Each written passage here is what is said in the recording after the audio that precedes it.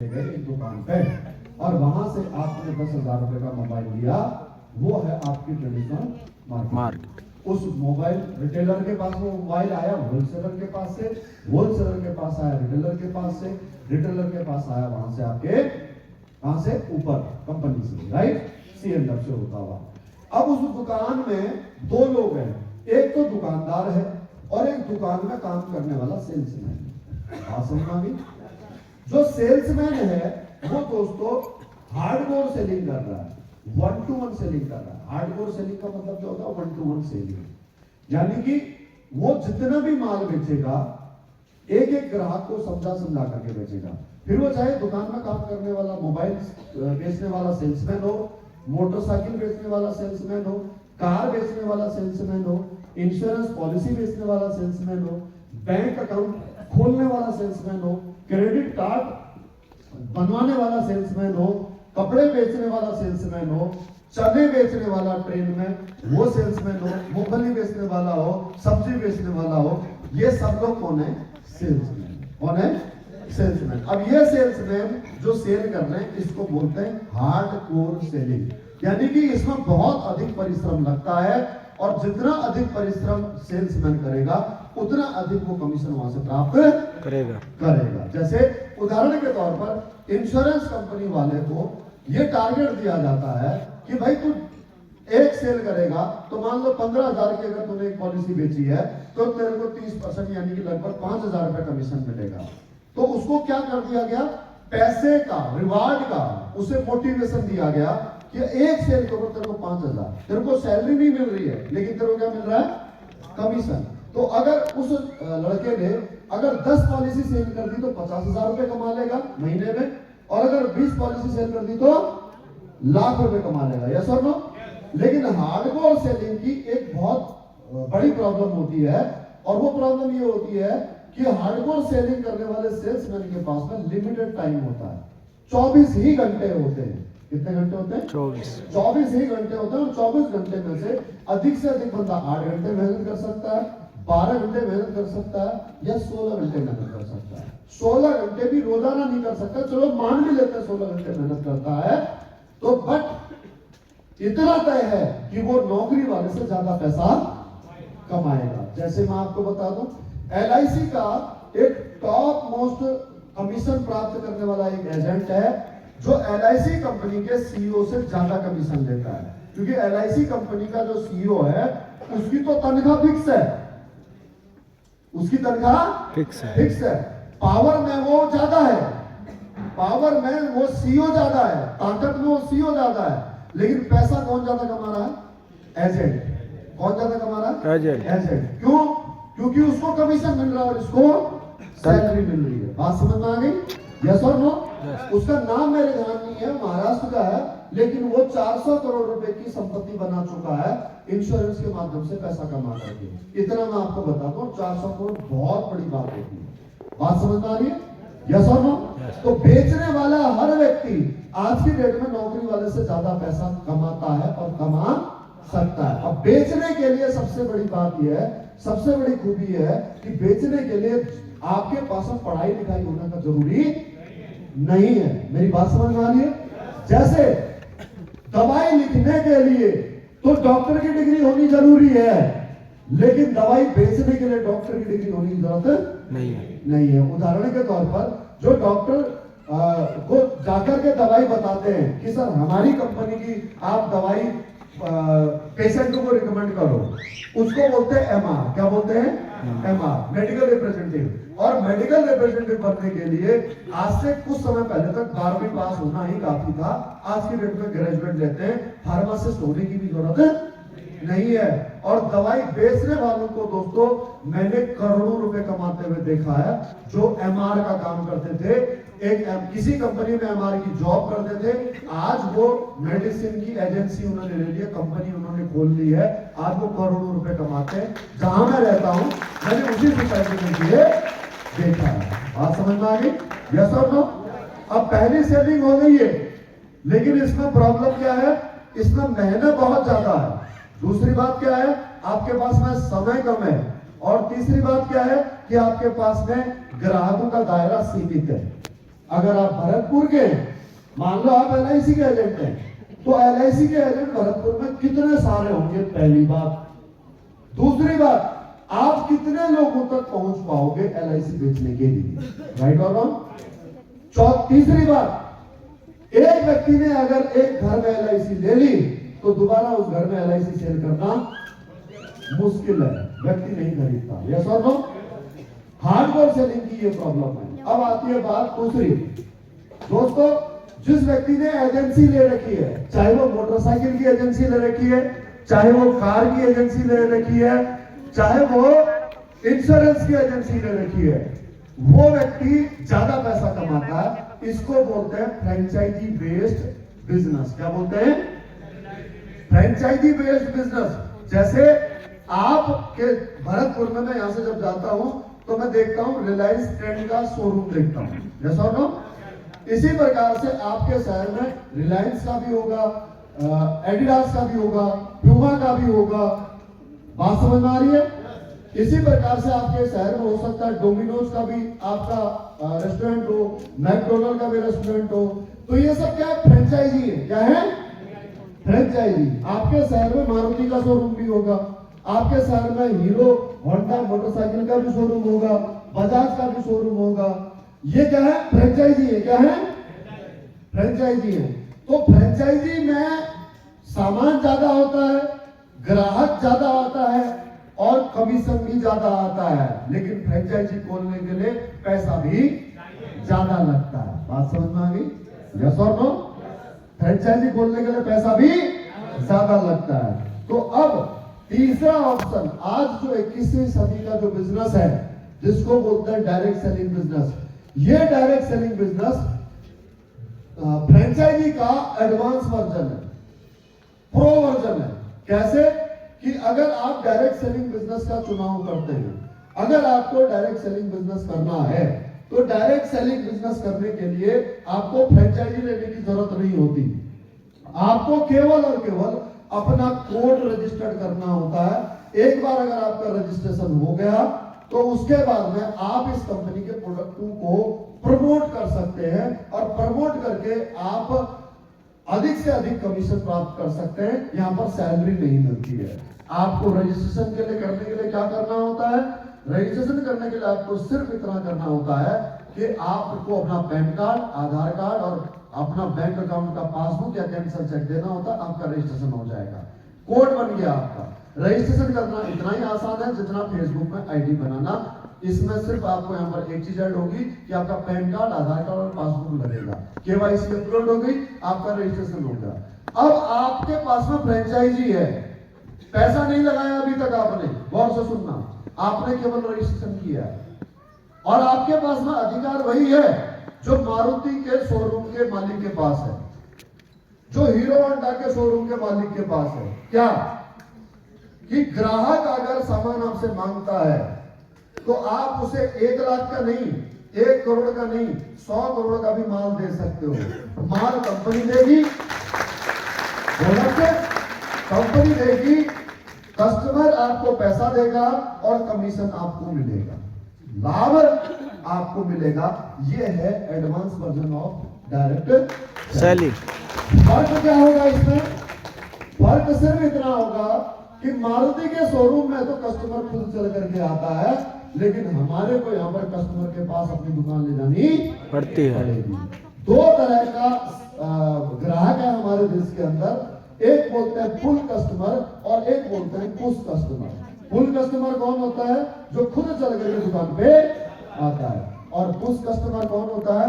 जिसे हमारे को उसके पास जाकर के उस प्रोडक्ट की अहमियत बता करके, उसके जीवन में उसका क्या लाभ है ये समझा करके और उसको प्रोडक्ट देना होता है। जैसे इंश्योरेंस, इंश्योरेंस एक ऐसा प्रोडक्ट है हमारे देश के अंदर, नहीं पूरे वर्ल्ड के अंदर, जिसमें हर इंसान को जरूरत है। यस और नो?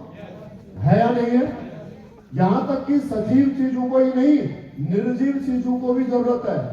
केवल मनुष्यों को नहीं, जानवरों का भी इंश्योरेंस आजकल लोग कराते हैं, खेती का भी इंश्योरेंस लोग आजकल कराते हैं। और इंसानों का इंश्योरेंस हो या ना हो, लेकिन गाड़ी का इंश्योरेंस पक्का जरूर कराते हैं। क्यों कराते हैं? क्योंकि साहब गाड़ी 1 लाख रुपए की है, मोटरसाइकिल, यस और नो, कार हमारी 10 लाख रुपए की है, तो उसकी वैल्यू है 10 लाख रुपए, यस और नो। लेकिन इंसान अपनी वैल्यू नहीं समझता, उसको लगता है कि साला अपन तो अमर है, अपन कभी नहीं मरेगा, यस और नो। अरे है ना, इसी वजह से हम लोग इंश्योरेंस नहीं कराते। सही कह रहा हूं, गलत कह रहा हूं? कितने लोग हैं जिन लोगों ने इंश्योरेंस करा रखा है साल में? देख लो कंडीशन, यस और नो। और बाकी लोग सब अमर हैं। कभी कभी लगता साला अपन भगवान है, यस और नो। अरे आया ना, यस और नो। दोस्तों बीमा जरूर कराओ, और मैं बीमा बेचने वाला नहीं हूँ, मैं आपको ये बता दूं, इसमें मेरा कोई फायदा नहीं है, लेकिन आपको जानकारी के लिए आपको बता रहा हूं मैं कि इस दुनिया से जो जाते हैं लोग, वो भी कहीं ना कहीं हमारे परिवार, हमारे रिश्तेदारों में से ही होते हैं। एक दिन हमने भी जाना है, पक्का है, तय है, राइट और रॉन्ग। 500 रुपए की महीने की बचत, साल की 6,000 रुपए की महीने की, साल की 6,000 रुपए की बचत आपके परिवार को लाखों रुपए का सम एश्योर्ड दे सकती है। आप जो इस दुनिया में रहते रहते नहीं कर पाए, वो मरने के बाद कर दोगे। समझ में आ गई बात? बात हंसी की जरूर है, लेकिन बात काम की है, सच्ची है। समझ में आ रही बात? तो ये क्या है, जरूरी प्रोडक्ट है हमारे यहाँ ना, यस यस और नो, यस। लेकिन फिर भी लोग नहीं लेते। अगर कोई LIC वाला एजेंट अगर घर पहुंच जाए तो उसको गाली और देता, फिर आ जा सकता। अरे आया ना, हाँ कोई बैठा है हमारा एजेंट LIC का, होता है, भुगतान करना पड़ता है, 10-10 बार फॉलो करना पड़ता है, उसके बावजूद लोग पॉलिसी नहीं। ये क्या है, उस कस्टमर है, क्या है उस कस्टमर। ये इंसान मोटरसाइकिल खरीदेगा 1 लाख रुपए की, लेकिन 3,000 रुपए का हेलमेट नहीं खरीदेगा, राइट और रॉन्ग। हेलमेट है आपका जान बचाने के लिए या फिर चालान में बचाने के लिए, लेकिन खरीदते किसके लिए? चालान बचाने वाला हेलमेट कितने में आता है? 100 रुपए का, और जान बचाने वाला 2,000 2,500 3,000 रुपए का अच्छा वाला, यस और नो। 1500-2000 के चक्कर में मत रहो, 100 रुपए वाला कम से कम 3,000 वाला हेलमेट जरूर खरीदो। मोटरसाइकिल चाहे 1 लाख की मत खरीदो, 70,000 की खरीद लो, 50 की खरीद लो, उड़ेगी 1 लाख रुपए वाली भी नहीं, वो भी सड़क पे ही चलेगी। सही है गलत है? बिल्कुल सही, समझ में आ रही बात? बिल्कुल सहमत हो? अब मेरी बात एक नंबर बात है। समझने के बाद में आप लोगों से मेरी रिक्वेस्ट है कि इस बिजनेस को करना या मत करना, लेकिन ये 2 काम जरूर करना। क्या? एक तो हेलमेट खरीदना और दूसरा इंश्योरेंस कराना, ठीक है दोस्तों? अगर आप अपने परिवार से प्यार करते हो, अगर आपको वाकई में उनकी चिंता है, तो ऐसे नागिन की सिल्वर लहरा करके मोटरसाइकिल मत चलाया करो, ठीक है? पहले मैं भी चलाया करता था, अब वो गाड़ी में बैठ करके जब मोटरसाइकिल वालों को लहराते हुए देखता हूँ तो बहुत गाली देता हूँ। पहले मैं भी ऐसे ही करता था, 20 सड़क पर चलता था, पीछे वाला तेरा और गाली देता है, चलेगा। तो दोस्तों ये 2 काम जरूर करिएगा, राइट? ओके। अब अगर आप, मैंने क्या कहा, कस्टमर हमारा 2 प्रकार का है। अब आप इस बिजनेस में आप अगर करना चाहते हो तो आपके पास में लिबर्टी तो है, मारुति के शोरूम के मालिक के बराबर आपके पास में ताकत तो है, लेकिन ये तय है कि कस्टमर आपके पास में नहीं आएगा, हमें कस्टमर के पास जाना पड़ेगा, समझाना पड़ेगा।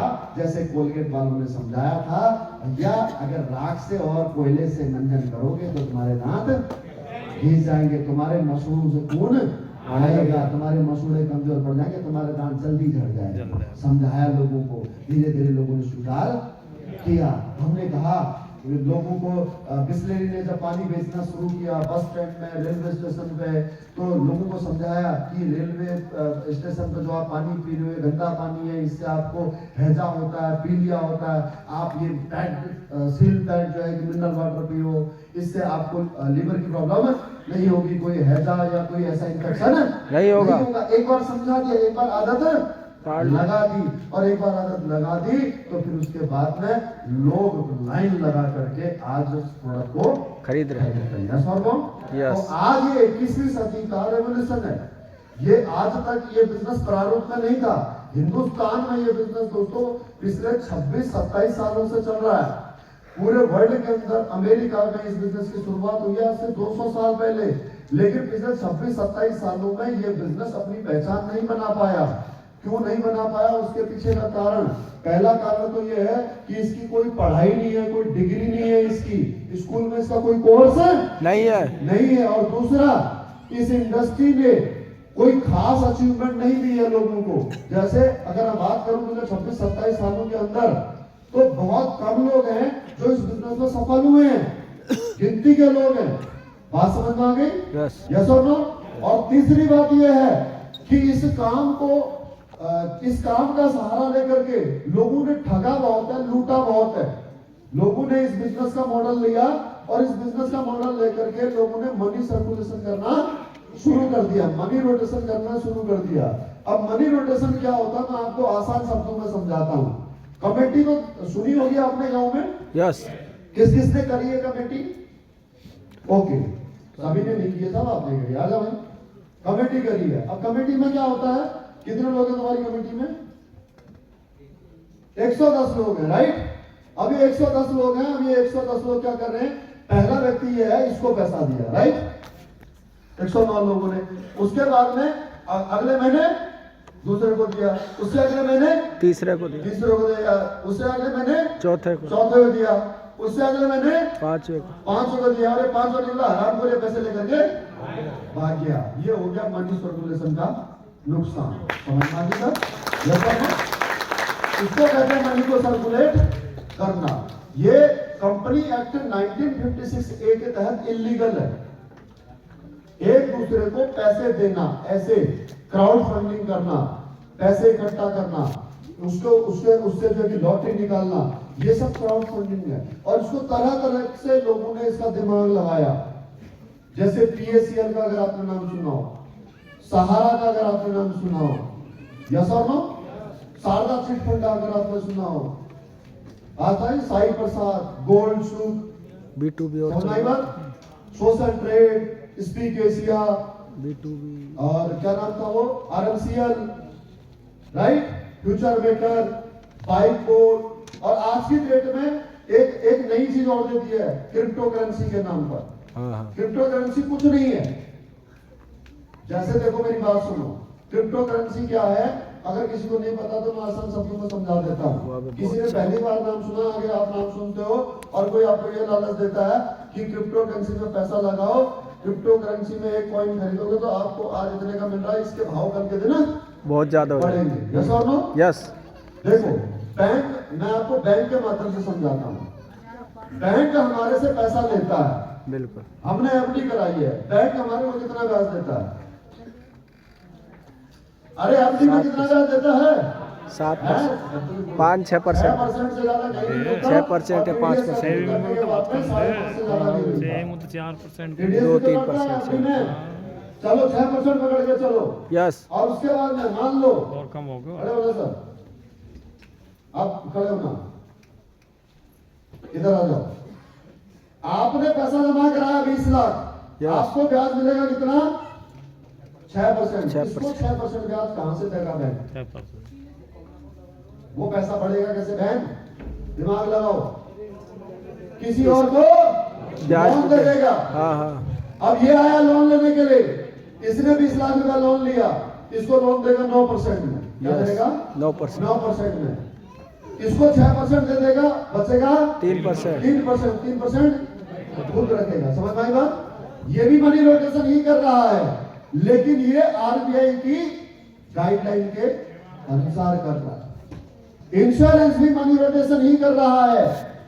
इंश्योरेंस कंपनी मनी रोटेशन ही कर रही है। जैसे इंश्योरेंस दे दिया 1 करोड़ रुपए का, अब 1000 व्यक्ति में एक व्यक्ति मरेगा, एक व्यक्ति को क्लेम देना होगा, यस और नो? तो 999 लोगों का पैसा किसको दे दिया जाएगा? एक व्यक्ति को जो मरा है उसके परिवार वालों को। समझ में आएगा? यस। ये भी मनी रोटेशन ही कर रही है, लेकिन ये कैसे कर रहे हैं? ये कर रहे हैं IRDA के गाइडलाइन के अनुसार। IRDA क्या होता है? जो इंश्योरेंस रेगुलेटरी होती है, जो इनको मॉनिटर करती है। उसके बाद तीसरा, शेयर मार्केट में पैसा लगता है। कैसे लगता है? मान लो मैं कंपनी हूं टाटा कैपिटल, आपने मेरे 100 शेयर खरीदे, राइट? और आपने मेरे शेयर बेच दिए, तो यानी कि जिसने खरीदे हैं उसका पैसा बेचने वाले को मेरे को देना है, वहां पर भी मनी रोटेशन है। Yes. लेकिन क्या है वो सेबी के गाइडलाइन के अनुसार। ये तीनों ऑर्गेनाइजेशन है कौन सी? सेबी, IRDA और RBI। ये तीनों गवर्नमेंट ऑर्गेनाइजेशन है जो पैसे के एक्सचेंज को देखती हैं। बात समझ में आ गई? Yes. इसके अलावा और कहीं पैसा इन्वेस्ट मत करना, कहीं नहीं। पोस्ट ऑफिस, बैंक, इंश्योरेंस के अलावा अगर आपको कोई ये कहता है कि तू मुझे पैसे दे और मैं तेरे को रातों रात करोड़पति बना दूंगा, तो गोलमाल है भाई, गोल्ड। सब गोलमाल है। कौन मानेगा? जैसा ना, तो अब आपके पास में अगर कोई आता है बंदा और वो कहता है कि तू फलाने कॉइन खरीद ले, फलाने कर ले, तो वो कोई भी गवर्नमेंट अप्रूव्ड ऑर्गेनाइजेशन नहीं है। अब यहां पर हमारी कंपनी क्या करती है? हमारी कंपनी क्या करती है? आप हमसे प्रोडक्ट खरीदते हैं और उसी प्रोडक्ट को हमने कमीशन हम लोगों को देते हैं। आपने जितना पैसा दिया उतने का प्रोडक्ट हमने दे दिया। जैसे उदाहरण के तौर पर आपका कपड़ों का शोरूम है और आप कपड़े के शोरूम में 10,000 रुपए के आप कपड़े खरीद करके लाए, 10,000 रुपए आपने शोरूम वाले को दिए, उसने आपको कपड़े दे दिए। कोई ठगी हुई आपके साथ में? नहीं। अरे कोई ठगी हुई? नहीं। नहीं हुई। आप पतंजलि के स्टोर में गए, आप वहां से कुछ आयुर्वेदिक प्रोडक्ट उठा करके लाए पैसे दे करके, क्या आपके साथ कोई ठगी हुई? नहीं। यानी कि अगर आपको पैसे के बदले सामान मिल रहा है तो आपके साथ में कोई ठगी नहीं हो रही है। बस ये है कि प्रोडक्ट अच्छा या गुणवत्ता में कम हो सकता है, बाकी आपके साथ में कोई ठगी नहीं हुई है। अगर आपकी जरूरत का सामान है तो 10,000 रुपए का मोबाइल आपने लिया है तो आप उसका इस्तेमाल कर रहे हो, लाख रुपए का मोबाइल लिया तो भी आप उसका इस्तेमाल कर रहे हो। फर्क है क्वालिटी का। किसका है? क्वालिटी का। डायरेक्ट सेलिंग कंपनी क्या है? डायरेक्ट सेलिंग कंपनी इसी प्रकार से काम करती है। हमारी कंपनी का नाम है AWPL। ये आयुर्वेदिक प्रोडक्ट बनाती है और इसकी मार्केटिंग करती है। अगर कोई हमसे खरीदता है तो उसके बदले में हमारे को पैसे देता है, हम उसको प्रोडक्ट देते हैं और जो प्रोडक्ट बिकवाने वाला होता है उसको हमारी कंपनी का देती है कमीशन। ये साधारण सी बात है, इसको होता है डायरेक्ट। ओके, तो दोस्तों यहां तक मैं आपको समझा चुका हूं। अब आगे मैं आपको स्लाइड के माध्यम से लेकर के चलता हूं। तो बहुत ज्यादा इमरजेंसी तो चले जाओ भाई।